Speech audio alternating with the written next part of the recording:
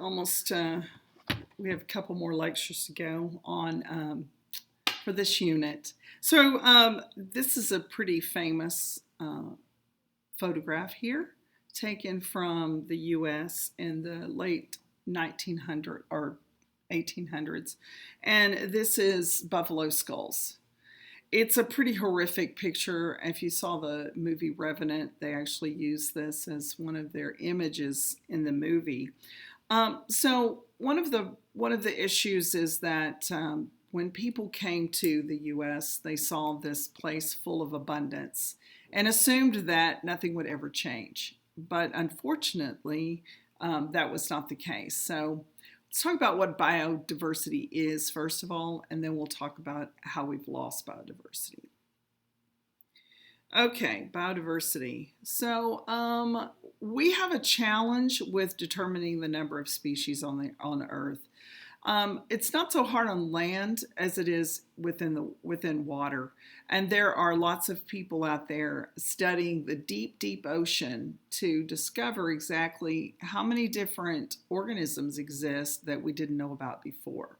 So that's the first thing, is just the places in which animals and plants can actually survive, or the microorganisms. And this has been something that has been a bit of a challenge in determining what our own microbiome looks like.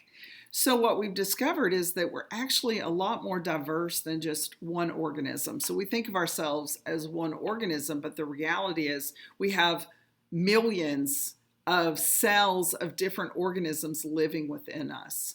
And so how do we care for those as well? It's not just the big things.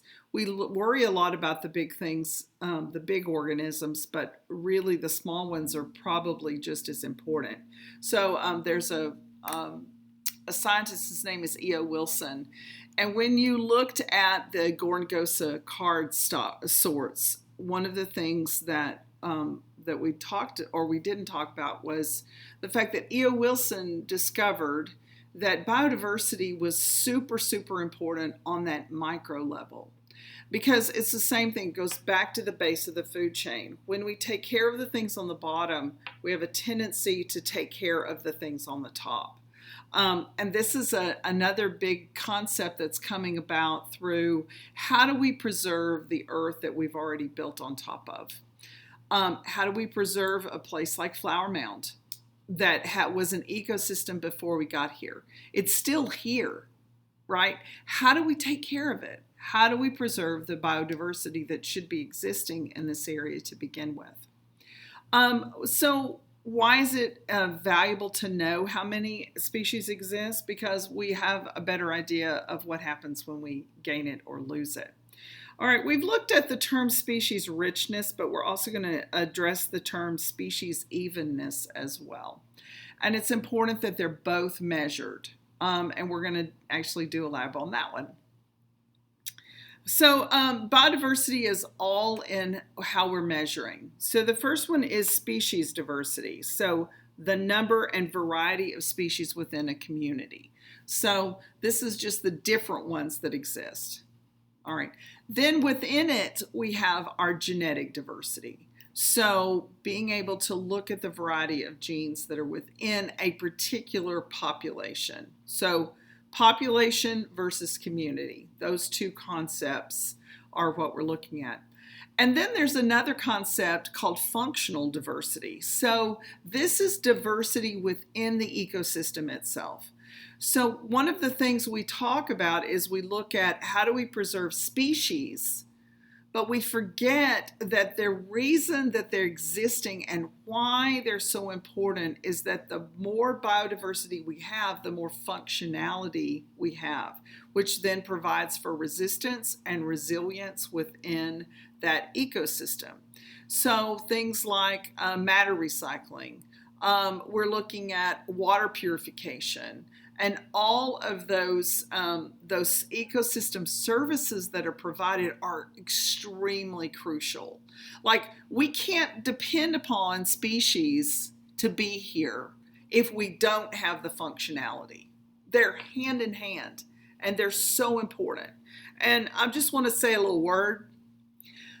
So I don't know how many of you watched Joe Exotic, right? The documentary that really blew up on the internet in the beginning of the pandemic. What it was about those tigers. And one of the problems that has come about because of our Endangered Species Act is that it has allowed for people to take animals that they love because they're beautiful, right? Who doesn't love a tiger? And a lion, and all of those big species, and the people would justify it by saying, "But we're preserving the species, the genetic diversity in some ways of that species." But we've taken it away from its functionality. We've taken it out of its context. And when we remove things from context, we're really not preserving biodiversity to begin with. So I have a guest speaker who's going to come, and she's going to talk about why this is also important and things that aren't so pretty, although she'll tell you they are. So what do we learn? We learned that there have been 5 mass extinctions since we started looking at complex life. All right, and we learned these from the fossil records. So some of the challenges with the fossil records have to do with the fact that our Earth is a dynamic planet. So it's constantly moving and changing. We have water erosion, we have wind erosion, and our rocks are not just like flat layers one on top of the other. They're actually broken and pushed aside and separated. And these cause problems in trying to look at the fossil records. Things can disappear on us before we even know it. But there is really clear evidence from the fossil records about our mass extinctions that have occurred. We know that there's several hypotheses about what caused the Cretaceous period to disappear. The leading one is an asteroid struck the planet, but there are some other ideas coming about as well. So if you're interested, it's always a good topic to look at what the debate is in science about species disappearance. So this just shows you a little schematic of where they have seen these mass extinctions occur. Okay. We are currently in the middle of a 6th mass extinction. And we're going to explore this a little bit. We have lost, they estimate that we're on par to lose about 25% of all species. They set a target goal of 2020. How well are we doing? Have we done? And that's really problematic. So once again, what is causing this? We are. There's no other way to get around it. We are causing this extinction, and we're doing it through HIPCO. All right, so I'm gonna put this down for you. HIPCO. Remember this. Okay, HIPCO. HIPCO stands for habitat loss. So this will be a really good little reminder, or a good acronym. What do you call it? Mnemonic for you to remember. Habitat loss causes extinction. Invasive species.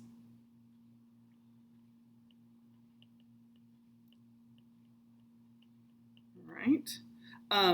Pollution.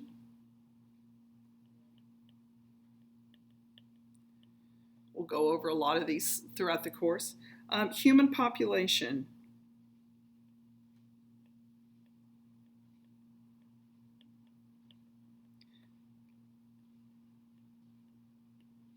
All right. Climate change. And of course, we'll discuss this in detail. The thing about climate change is we've talked already about the fact that the climate has changed many times from hot to cold to hot to cold. The deal is here, though, this is happening at such a rapid rate that we don't have time for adaptation. And finally, O stands for over harvesting or hunting, overhunting, because we have to have some way in which we control populations. But if we do too much at one time, we're going to lose organisms and lose species. All right, this is a little disturbing chart. So when you look at going back to 1500, so right down here, 1500, they started counting the number of organisms that we have lost. So if you'll notice, in recent times, we've lost 762 known species. Known. Notice where the dark ones occur. Yeah, the U.S. Once again, you go back to those buffalo skulls, right? And you're reminded again of the fact that we came over, we assumed there was unlimited numbers of organisms. How could we ever deplete those? And we did. We've pulled some back from the brink, the buffalo being one of them that's been pulled back from the brink, but it does not have the range that it used to. We've farmed over it. We have destroyed habitats, and we've preserved little islands of habitats out there for a lot of these species. So this just gives you a sense of where these things are occurring. One big concern right now is Australia. They're losing a tremendous amount of functional extinct animals right now, and it's very disturbing. By the way, it's not just animals, and that's the first one we think of. We think about the big guys first. So there has been a decline in wild species. Now, one of the problems is that when this goes back to the genetics, right? When we talk about loss of genetic diversity, this is going to lead to not having enough genetic material to survive if something goes wrong. So let's say we have environmental change. We don't have enough species who are going to be able to get through it. Let's say that we have a disease that comes along, and there are some wasting diseases out there that are really problematic. So there's an example in the textbook. You need to be able to know what that one is. All right. Another one is the American alligator. And I'm going to highlight this one because it was one that people thought there were way too many alligators out there, and so we'll just take care of them because they scare us and we don't like them, right? They'll eat things. They're big, scary, dinosaur-looking things.